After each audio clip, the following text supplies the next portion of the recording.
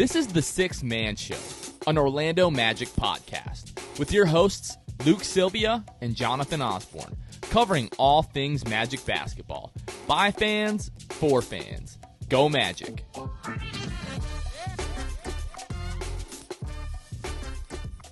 What's going on, Orlando Magic fans? You guys are back with the Sixth Man Show. It is February 3rd, 2022.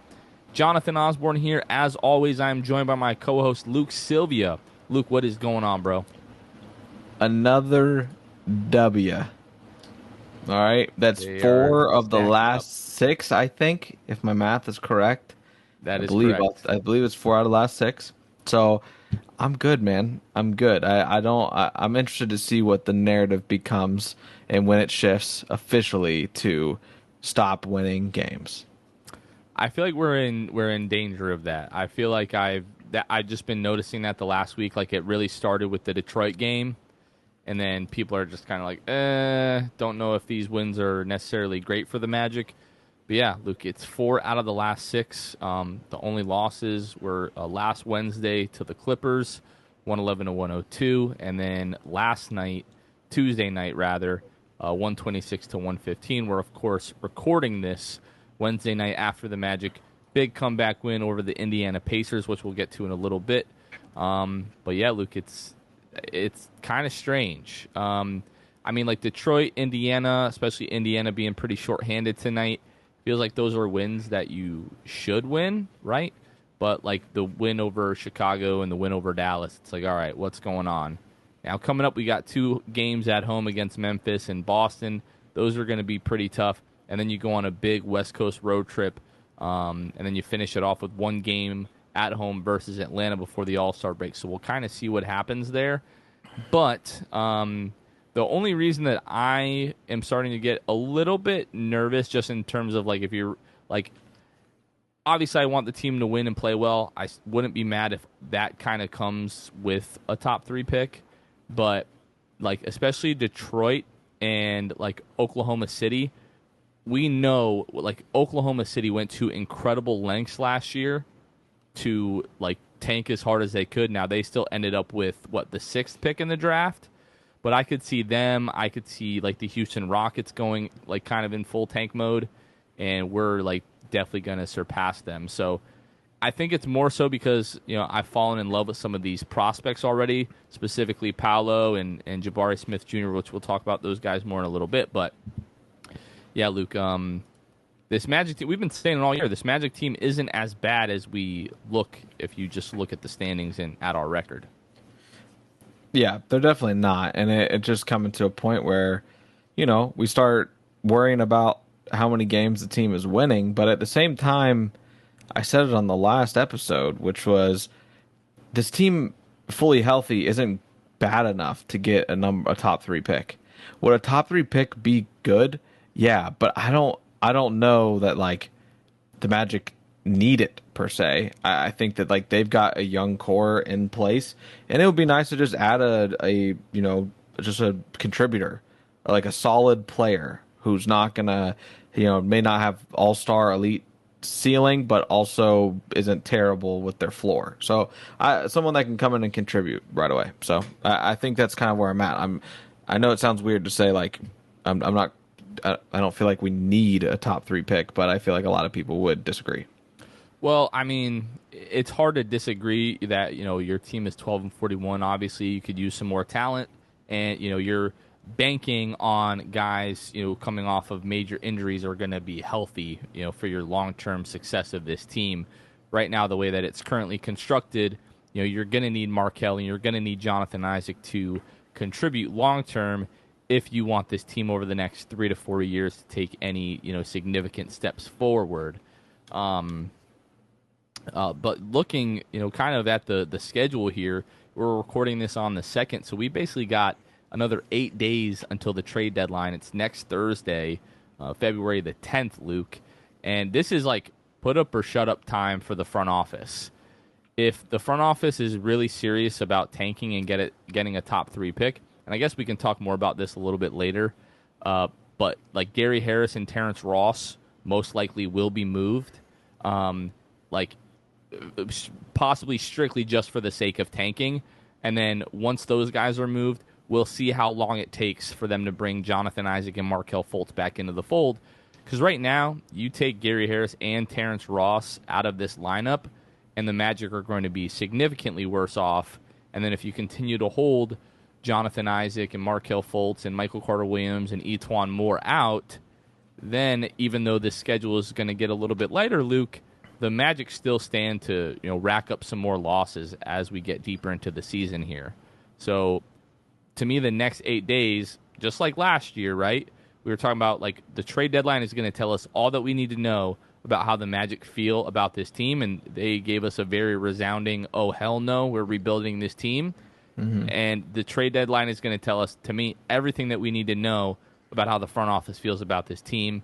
If they feel like they've got enough guys and they're ready to go and be semi-competitive when guys start getting back, then Gary Harris and Terrence Ross will still be on this team. I think Gary Harris right now, I guess we could just have the conversation now, Luke. That's fine. Gary Harris, his value is at an all-time high. Expiring deal, shooting 40% over the last 10 games. I'm sure it's pretty close to that if we go to like the last 15, 20 games. He's been playing incredibly well. Carrying the Magic offense, in stretches was huge tonight in particular. And then Terrence Ross. Everybody has speculated for months and months and months.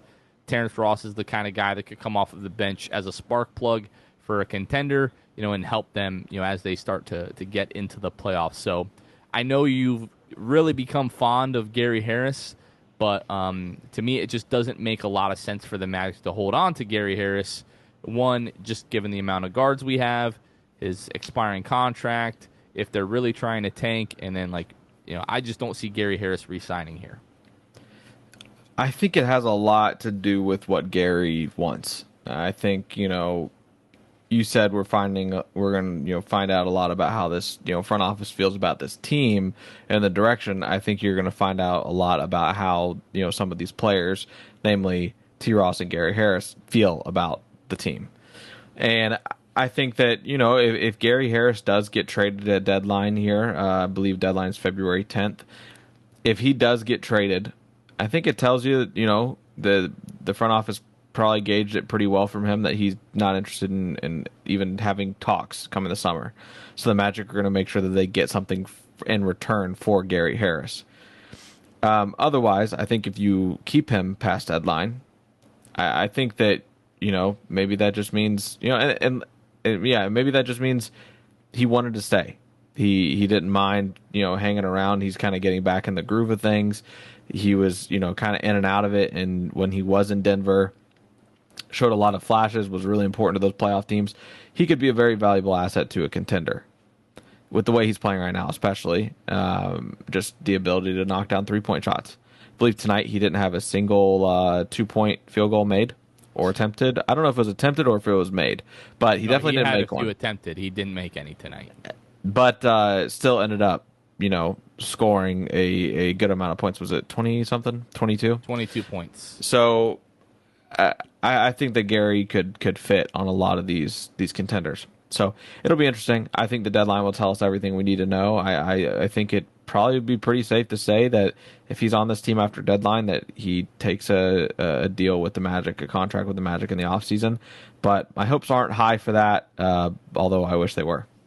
I think the only way that Gary Harris is still on this team come the trade deadline is if he gives the Magic like a guarantee, resounding right. Yes, I am going to re-sign. If he is unsure, undecided whatsoever, if you're the Magic, you have to cash in on that asset. I don't think you can risk, letting, assets walk away for nothing in free agency, giving the current standing, of the team, even if it's I think we would all agree a first-round pick for Gary Harris would be incredible. Even if it's like a late first or like an early second-round pick, to me, that would be enough for me to move on from Gary Harris rather than risk losing that asset, kind of for nothing. But I think we'll talk more about like specific trade ideas that we have on Monday's episode. Yeah, we'll record that Sunday night, and you guys can listen to that kind of leading up to the trade deadline. But for Gary, it's going to have to be to a team that is, kind of trying to make that push to get into the playoffs. But the guy just makes so much freaking money, $20.4 million this year. It's going to be tough to find a perfect match for that contract. I think you're hoping to find expiring somewhere else in the league that you might want to take a flyer on for a couple of months, plus some draft capital. And the Magic still have that trade exception, that $17 million trade exception from the Evan Fournier deal last year. It's kind of remains to be seen what they'll get for Evan. Terrence, the $13 million contract expires after next season. That's going to be a little bit easier to move. So, all right, Luke, before we break down these games just from the last couple of days here, just want to let you guys know, if you guys are listening to us on Apple Podcasts, if you guys are listening to us on Spotify, just pause this episode really quickly. Leave us a 5-star rating. If you're on Apple Podcasts, also leave us a review. If you've already done it on your device, grab your sister's phone, your mom's phone, your dad's phone, your grandma's phone, the stranger in front of you at the grocery store in line. Good. Grab their It's a good phone. way. I'll give you your phone back in 2 seconds. I just need to leave a 5-star rating and review for the Six Man Show. Do it on Apple. Do it on Spotify. If you have an Android, steal an iPhone. If you have an iPhone, you can still download Spotify and give us a 5-star rating. I wanted to add here, Jonathan, like my mama used to say, if you don't have anything nice to say, don't say it at all. I don't want to hear it. Oh boy. I just don't want to hear it in the reviews. We need the 5 stars. It's helping us a lot more than it's taking effort out of you guys. And if you use that rating to give us a low rating, that'll make me upset. I'll probably cry myself to sleep and tell Jonathan we got a 1-star review on iTunes. Please, 5 stars. If you don't got nothing nice to say, don't say it at all. Well, now that you put that into the universe, now We're it's just definitely gonna going to get bombarded, huh? Yeah. So, but yeah, 5-star ratings definitely appreciate it. If you're on YouTube, you're watching this, just click the like button and the subscribe button. It's literally like your mouse is already near that somewhere. So just go ahead and take care of that for us. Really, really appreciate it. And then shout out to our patrons. You can find us at patreon.com/The Six Man Show. We have a few different tiers where you can help financially support the show. Each show, we shout out all of our patrons. So special shout out to Court Cousins, Drew Gooden, Armin, Zico, Carson Tulo, Nathan Lynn, Ellis, Jonathan Borges, Norm L, Magic Player History, Julio, and Bailey. Thank you guys so much for supporting the show. Last but not least, if you guys want to call, leave us a voicemail. We'll be getting into some voicemail questions a little bit later in the show. We try to do this on each episode now. You guys can call the number 407-603-1189. Leave us your thoughts about the roster, the most recent game, fast food suggestions, whatever you guys want. Please leave us a voicemail. Again, 407-603-1189.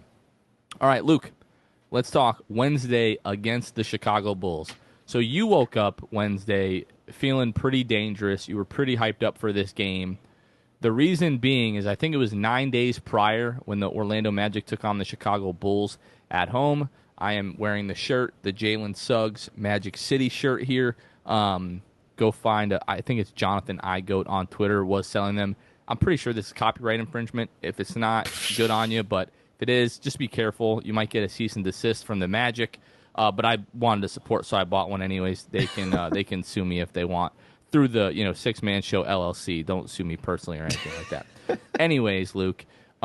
Stacey King was all, crying about Jalen Suggs and, the Magic being excited about beating the Bulls. And I didn't listen to the broadcast on this game for the Bulls. I always listen to the Magic on Bally Sports Florida. But he was itching like, oh, yeah, we got Zach LaVine back tonight, baby. We'll see how this is going to go for these little young, jitterbugs or whatever the old folks are calling the kids nowadays. In Florida, we call them jits. Whatever the Jits are saying. But, I went into this game just because I wanted Stacey King to go to bed Wednesday night upset, Luke. What about you? Yeah, that was a big reason. And then the Magic going into the game, had put some wins together, kind of starting with the Bulls game, right? You beat the Bulls, you lose to the Clippers in a ridiculously ugly game for the Magic, but then you beat the Pistons and the Mavericks. And then kind of going into it, you had a lot of momentum. And I think that even though LaVine was back, I thought the Magic had a good chance, and they did. To be completely honest, it was down the stretch there, and then the Magic decided they weren't going to score a bucket in the last 5 minutes from the field. So I was really hoping to beat Stacey King. That guy really rubbed me the wrong way. I was listening to the broadcast the whole time, and he was just that night the Magic won, and the dude was just annoying. Like I just comment after comment was terrible. Then you had the other guy calling Franz Mo. It was they had a rough night on the broadcast Calling table. Mo Despite Franz. right, yes, the flip flop, yes. So yeah, it was just they had a bad night at the table there. Well, it was a really fun game. Like you could tell the Magic were excited to be in the United Center, the house that Jordan built, looking to get another game against the Chicago Bulls. The offense for both teams, it was just blistering in this game. Wasn't really any defense whatsoever. I believe the halftime score of this game, the Bulls were up 70-66. Yes, the Magic scored 66 or 63 rather in the first half. So just offensive explosion. There was no defense in this game whatsoever. As the game started to drag on, it just felt like whatever team was going to really dig their heels in and defend first was going to win this game. And so the Magic actually found themselves down, Luke, 7:38 to go in the fourth quarter, down by 10. And I'm like, okay, this is where the game is going to tilt the other way, and the Magic are going to get blown out to finish this game. But the Magic actually go on a 12-2 run. With 5:34 left, Wendell Carter makes a 10-foot jumper to tie the game at 1:15. And then this is kind of the stretch that you were referring to where the Magic just went ice cold, missed their last 8 attempts from the floor, and the Bulls closed the game over the last 5:34 on 11-0 run, and the Magic lose 126-115. It was really encouraging. As the Magic fought in this game multiple times, the Bulls would extend the lead out to like 7 or 8, and each time the Magic would come back, and then you go down double digits in the fourth quarter, you come all the way back, and then like the shots just stop falling, which was such a great offensive night for the Magic. I believe, Luke, both of these teams end up shooting over 50% from the floor. Magic 49.5%, from the floor in this one. Bulls 51%. And the Magic just picked the absolute worst time of the game to go ice cold in the fourth quarter and end up losing this game. So it was good, Luke, to see them come out and compete against I don't want to say mostly healthy. They're still missing, Zach LaVine and Alex Caruso. But and we keep talking about how we don't feel bad for other teams with injuries, but the only version that we've seen of this team all year is without Markelle and without Jonathan Isaac. So it's kind of hard to compare it to the Bulls. We know with Zach and with Lonzo and Alex Caruso and all these guys, they're one of the best teams in the league. But Magic hung in there, but unfortunately just really couldn't get it done. And again, Wendell Carter Jr., every single time he plays against the Bulls this year, he's just a monster. 24 points, 11 of 15 from the floor, 8 rebounds, 6 assists in this one for Wendell. And then Cole Anthony, we've talked about how he struggled offensively lately, had a nice little bounce-back game, 20 points, 6 rebounds, 9 assists for Cole Anthony. And, Franz Wagner just doing what Franz Wagner does, 22 points, 9 of 16 from the floor, 2 rebounds, 3 assists.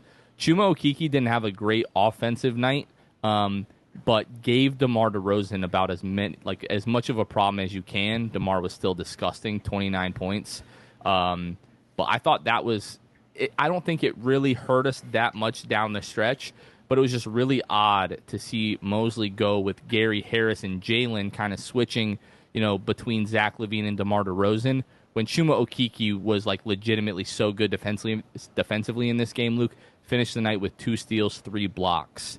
I know that you've been critical of Chuma Okeke, but now it's every night he's giving you something. The beginning of the season, it was he wasn't giving you anything. But now, especially on the defensive end, even if he's not scoring the ball, which he has been lately, he's still been a defensive stud. And we're kind of seeing flashes of why we were calling him baby Kawhi and stuff like that. Yeah. I mean, he has definitely shown more and contributed in ways that he wasn't. I'm still holding out a little bit on Chuma just personally. I think that it just needs to be a bigger sample size. I think that, like, I obviously, as I'm hoping most people are kind of out on Chuma becoming like just a stud all the way around.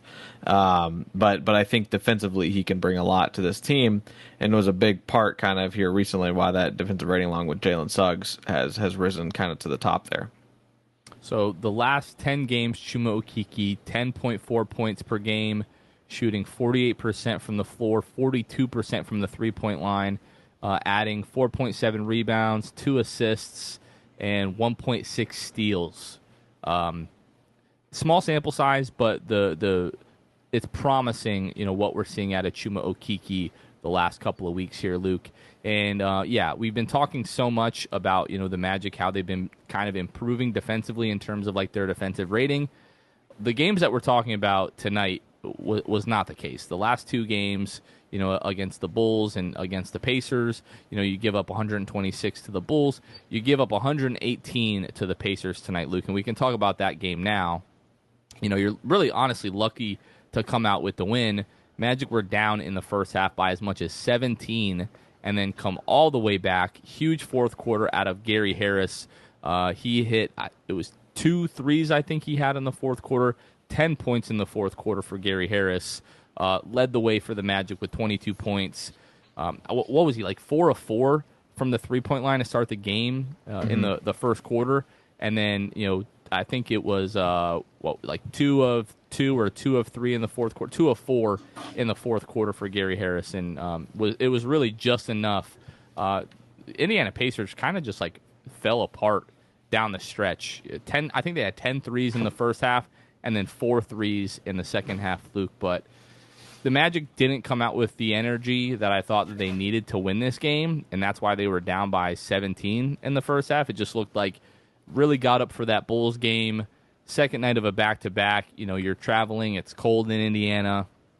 Weren't really excited to play. There was no energy in the building. Almost no fans there. Like, we talk bad about Amway, but I don't think it's the Bankers Fieldhouse anymore. But whatever the hell that place is called, it is like a desolate wasteland. Like, there were almost no fans at this game tonight, Luke. But it's good to see the guys respond the way that they did. You have 5 guys score in double figures tonight.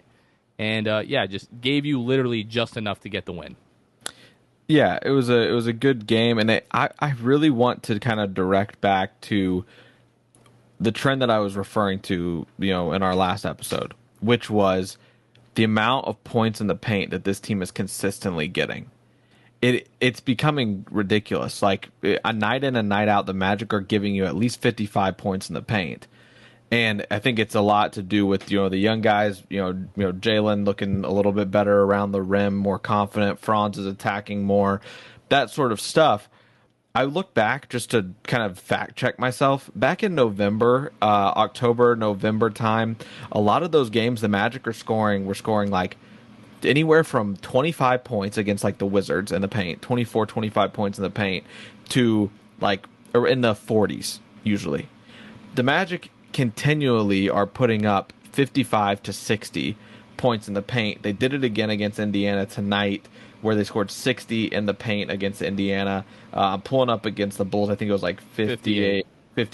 I mean, they are consistently outscoring their opponent, and it is kind of taking a little bit of that pressure off the fact that some of these teams are just lighting the Magic up from 3.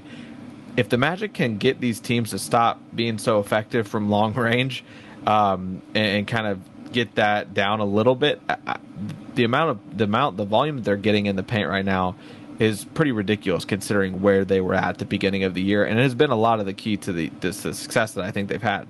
Well, what I think is even more ridiculous is like the volume, the points in the paint. Obviously, the Magic, leading points in the paint the last 2 games. They've been the aggressors in terms of getting to the rim. Tuesday night, rather, against the Bulls, like you said, 58 points in the paint. You shoot 11 free throws to Chicago's 29. Magic lose this game by 11. This game is, officiated perhaps a little bit more fairly. This might be a little bit closer. Again, not blaming the referees, but I don't think it's biased to just say the referees this season have been absolutely terrible.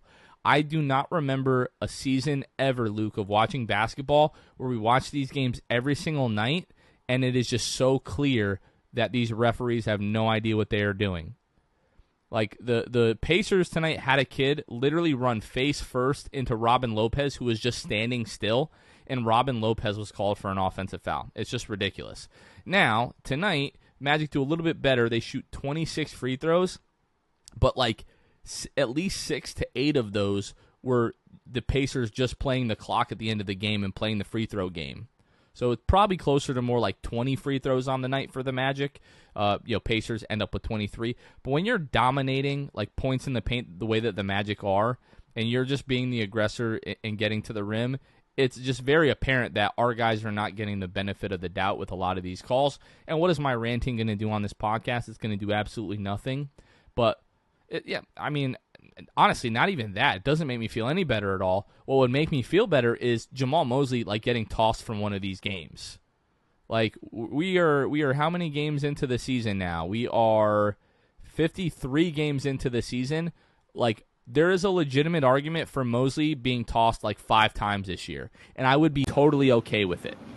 So there are certain points where I feel like he just needs to, like, we saw you tell LeBron to shut the F up. We know you've got that fire in you. Yeah. So, like, sometimes, like, tell the referee to shut the F up. Like, Cole Anthony did it to a ref last week and got fined for it. So, like, Jamal, just get tossed once.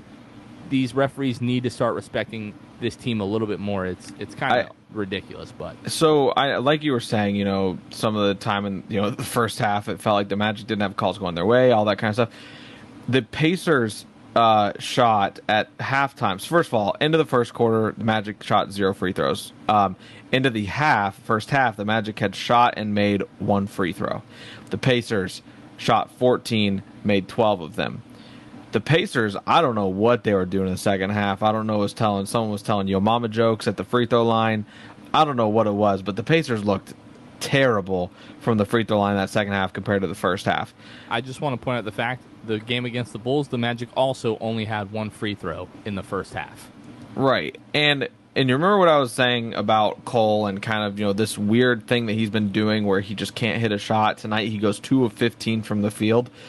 I said he still is getting himself involved in other ways. He had 8 assists tonight, and then also had 10 free throws that he shot and made 9 of them.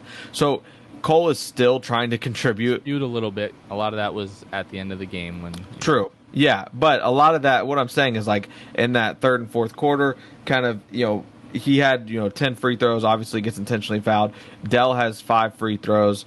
Gary Harris has 4. Look, man, I'm with you. All right, like I am with you. He needs to make some damn jump shots. He does. 2 of 15. My gosh, bro. Yeah, like, I know. And I'm saying this because I know Cole is so much better than this, and like I'm not like freaking out, but like, bruh. It's all mental, man. It is all mental. And to be completely honest, I was relieved that he was hitting those free throws down the stretch because this guy is going through it. He had 15 on 15 shots tonight, right? And which is terrible. 2 of 15, but if it wasn't for those free throws, he definitely wouldn't have gotten close to that number. I was genuinely worried he was going to miss those free throws down the stretch. Thankfully, he didn't. For whatever reason, he's confident from the line, but just not at game speed right now. I don't know what it is. It's weird. But the Magic go on to outshoot the Pacers in both percentage. The Pacers finished the game shooting 69% from the free throw line, and the Magic shot 92%, and they shot 26 free throws compared to the Pacers' 23. But I really do think it all goes back to the points in the paint, outscoring the Pacers by 14. Rolo came in and provided a spark in that second half with his hook shot abilities. And the Magic were relatively low considering their average turnovers a game. They had 12 tonight. Pacers only having 8. So to me, from like a team stats box score standpoint, I'm impressed that the Magic actually came out with this win because a lot of these numbers would say the Magic didn't win this game. Yeah, and honestly, like the Magic stole one, like a 100%. The Magic, in my opinion, did not deserve to win this game. Like Indiana just completely fell apart offensively, like in the second half, and the Magic were able to take advantage. And they always kind of like the people like the broadcast team. If you're whoever you're watching, it doesn't matter if it's David and Jeff or if it's the like Jeff Van Gundy and Mike Breen. They always talk at the end of these games when a team is up 3 with like 30 seconds to go. Do you foul the other team and just put them at the line and then play the free throw game the rest of the way? It always makes me nervous, but the Magic did it tonight and it worked out to their benefit, and they're able to come away with a win. But yeah, and don't look now, Jonathan, but the weekly predictions and everything, starting with that I went on the Orlando Magic UK podcast and told them that I think the Magic are going 2-2. I told them that the Magic would win against the Mavericks and the Pacers and would lose to the Bulls and the Grizzlies. I would love nothing more than to be wrong about that Grizzlies prediction and mess up me going 100% from the field. If the Magic can win against the Grizzlies, man, at home, I mean, much needed. They get a couple days rest here. Afternoon game. Hopefully they keep the Grizzlies, catch them sleeping a little bit. I would love nothing more than to be wrong about that prediction with coming up. I think we both said 2-2, but I think I picked them to beat the Bulls on Tuesday and then lose to Memphis and Boston. I might be mistaken. I might have picked them to beat Indiana and Boston because Boston's not very good. But Saturday and Sunday, pretty exciting. The Magic get some pretty early games, 5 o'clock and 6 o'clock. Which is a little bit out of the ordinary, and then we got a nice 10 o'clock game on Tuesday. I always hate these West Coast road trips. These games starting at 10 and 9 o'clock. I hate them. When I'm Central Time until 11:30 midnight. It just freaking blows. Just never a good time. Really, I'm looking at the rest of the schedule here. That Lakers game where that game ended at like 1 a.m. and then we recorded right after. Just not a good time whatsoever. But yeah, I personally hope that you're wrong about that Memphis game. It would be great to have a nice little 3-game win streak if we're able to pull that off before we go on the road. All right, Luke, I think that's going to do it for recapping the games from this week. Going to go ahead and get into some voicemails here. So first up, we've got Alex from Claremont, Luke. Hello, Six-Man Show. It's Alex from Claremont, Florida. Love the show, guys. I just want to have a quick question for you guys. So with this draft coming up, as we're expecting, the top 3 picks are definitely power forwards. What are the chances you think the Magic potentially move on from Jonathan Isaac, since the 3 top picks are all power forwards? It seems like the Magic are finding players in the starting 5 who's going to be our franchise players at those positions, like Franz at small forward. He's definitely going to be our Franz. So Alex from Claremont with the quick question, Luke. That my guy Alex, thank you for the question, but that was not quick. Not that I'm mad at the question, but when you preface it quick and you go on for 75 seconds, I mean, this man's stealing our airtime. No, but for real, thank you for the question. Yeah, there's a lot to unpack there, Luke. Obviously, everybody is concerned about the injury history of Jonathan Isaac, and especially now with the amount of time that he's lost. Right now, if the draft lottery were to happen today, the Magic would have top 3 odds at the number 1 pick. And right now, it's kind of a consensus that in some type of order, the top 3 is Jabari Smith Jr., Paolo Banchero from Duke, and then Chet Holmgren. So what are your thoughts there? Like, kind of, who would your preference be? And then, with one of those guys, being able to play some of the 4, are you in the same camp that you find Jonathan Isaac expendable at that point? I don't know, man. It's tough. And did he mention in that voicemail talking about dealing JI? Did he mention that? I think so, and that's I've seen that conversation like on Magic Twitter. In terms of like in the next 8 days, I don't know. I would think he means like more in like the off season if we are actually able to draft one of those guys.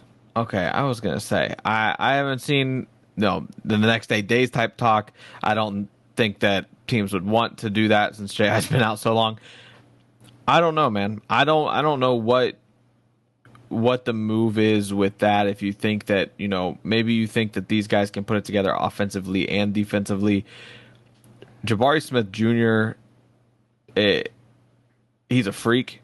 I think that he's great, but the one thing that I'll say, and we said it before, none of these guys are LeBron. Like, none of these guys are like can't miss. I don't think they'd be great assets to have on the roster. But I mean, with Jabari Smith Jr., man, 18 years old, he's still figuring it out, and he looks good doing it. I would love Jabari Smith Jr. It's very hard to say that he wouldn't eventually be better than J.I., but I just don't know. And that's the thing with the prospect, right? Like, we already kind of know J.I. We just need to see him after injury. Maybe ask me this question heading into the offseason. That would be a much better time for me to like frame it and talk about it, but I just don't know where I stand right now. Yeah, for me, I haven't been shy about this whatsoever. Like, Jabari Smith Jr. to me is, like, right now I would put him just like, I don't know, 0.5% above Paolo. Jabari just plays with a motor that is absolutely incredible on both ends of the floor. He's the better shooter. Magic are in desperate need of a shooter. He can create his own shot. He can shoot over the top of other guys really, really easily. Now, Paolo is, probably like the stronger guy, probably a little bit better of a playmaker. I don't think you can go wrong with either one of those guys. Chet, just the frame scares me. I know the skill set is off the charts, defensive instincts, all that, but the frame really, really, really just scares me. Partly due to the issues that we're having with Jonathan Isaac in terms of health. And we talked a little bit, before the show, but like these tall, long guys that are able to move this way, like they just have injury troubles along the way, whether it be Jonathan Isaac or like Jaren Jackson Jr. or, like a Kristaps Porzingis, like you have a Kevin Durant. Now, Kevin Durant went a long time before he started having a lot of these like lower body types of issues. But I mean, like Kevin Durant is Kevin Durant. If it was Kevin Durant in this draft, we'd be having a totally different conversation. That's the type of generational talent that we're talking about. Is there a LeBron James? Is there, like a Kevin Durant in this draft, or like a Kyrie Irving? I don't think any of these guys are quite at that level of prospect. But in terms of this particular draft class, I think those are by far, in a way, the top three. Now, would I be willing to move Jonathan Isaac? It's a loaded question, right? I'm not going to act like I'm not a gigantic Jonathan Isaac fan. It would crush me to move him, from this team. I'm not ready to give up on the kid. I know a lot of people are for one reason or another. But, Jonathan Isaac back in October was talking about how if it was up to him, he would be ready to play opening night. And he said it was a reasonable projection for him to be back by Christmas. People are speculating, and they've been speculating for months, about him having some type of setback at one point or another. We still don't have any evidence of that. And a lot of us think the front office is just holding these guys out for the sake of holding them out at this point. Whether or not that's true, it's really all speculation at this point. But to me, it would be pretty crappy if you're holding Jonathan Isaac out and then all of a sudden you're like, you know what, you haven't played in a while anyways. We're just going to go ahead and deal you. It's very possible that you keep Jonathan Isaac on this roster. Even if he plays this season or not, you could still potentially end up with a top 3 pick, one of those guys. And then all of a sudden you have so much talent, you kind of let things play themselves out. It's hard to say because we don't know what Jonathan Isaac we're getting. We don't know if we're getting Jonathan Isaac before, the first knee injury or the second knee injury. Is he going to look offensively as good as he did in the bubble? We just have we have no idea. If I had to put money on it, I would say he probably isn't going to be the same player offensively. We saw 2.5 games out of Jonathan Isaac in the bubble where he looked great offensively. That's not enough to say, oh, he's definitely got the full bag now. It's just not. So I guess this is a long way. I mean, it was a long question, so I guess a long answer is kind of fitting. But, I don't know that it's necessary to move Jonathan Isaac if you end up with both of those guys on the roster. And I know we're talking about power forwards, but we're talking about mostly positionless basketball now, and all of these guys are kind of wings. Like Jonathan Isaac is a 7-foot wing, which is part of the reason that he's so valuable as a player, as an asset if he can get healthy. So, Luke, anything you want to add to that? Yeah, you're just gonna have to, if you want a true chance with your best odds possible, J.L. Markelle, one of them or both of them can't come back this season. I really hope that's not the case. I think if they come back, man, I think that you're definitely not going to get tied for best odds. I just don't think so. That's what I'm saying. Like, this is put up or shut up time for John and Jeff. Like, if they decided, and I don't necessarily agree with this line of thinking, but if they decided before the season started that they were going to do whatever they could for one more swing at the top of the lottery, you're 53 games in. You got 29 games left. It's crazy to say that already. My goodness. You got 29 games left. As much as we're complaining, screw what we say. If this was your guys' plan at the beginning of the season, carry it out. Trade Gary, trade Terrence, sit Markelle, sit J.I., whatever you're doing. If that was your plan at the beginning of the season, carry it out. And I think we're going to have our answer in a little over a week here, Luke. Yeah, it's going to be interesting. All right, we've got one. This isn't really a question. We screened this before we started recording. We've got one more voicemail from our good friend Tony Gwynn, runs social media for the Orlando Magic. Hey, Jonathan and Luke. This is Tony from your Orlando Magic social media team. I just wanted to respectfully ask that you guys stop asking us to get Franz on the podcast. Have a great night. All right, so this is what I was just thinking about this, Luke. Part of this is cap and part of it is not cap. Like, we didn't seriously, first of all, Tony, we love you and thank you for calling into the show. But we didn't seriously, Luke kind of half-asked. I wasn't going to say no if he lined it up, but I knew he couldn't. So, like, that. But we have contacted the Magic to try to get Franz on the show. But, like, of course. We haven't been going through Tony to get that done, like, to be totally fair. No. So kind of a backstory here. I'm glad we're ending kind of on a lighter note here, Jonathan. He posted, I believe, I can't see the story now. I'm looking at our Instagram DMs. He posted something of Franz, just a picture that, something he had taken. By the way, if you guys, don't follow him, it's Tony H2K on Instagram. Jonathan could pull up his Twitter. I don't know if it's the same there, but I first of all, has the coldest shoe game out of anybody that I know. Respect to Tony. Has the coldest, like, vintage T-shirt, like, Orlando Magic collection out of anybody that I've seen. Yeah. Runs, in my opinion, the best social media account in the NBA. Facts. Like, we've come leaps and bounds from the Shelvin Mack fiasco, R.I.P. Well, he's not dead, but, like, R.I.P. to that, like, era of social media. No, so I said, he posted the picture of Franz. I replied, he posted on his story. I said, tell Franz Boogie to come on the show, bro. And I said, is that equivalent to people hitting you up for tickets? And then he said, that's like people asking the Magic page to do some GM moves. I just get paid to make the content, bro. And then I just get put a bunch of laughing faces. And then, so Tony, appreciate you, listening to the show, calling into the show. We do appreciate it. And I know you probably weren't even expecting that this would get aired. So, we'll... You call into the show. You guys watch what you say because it will end up on the show.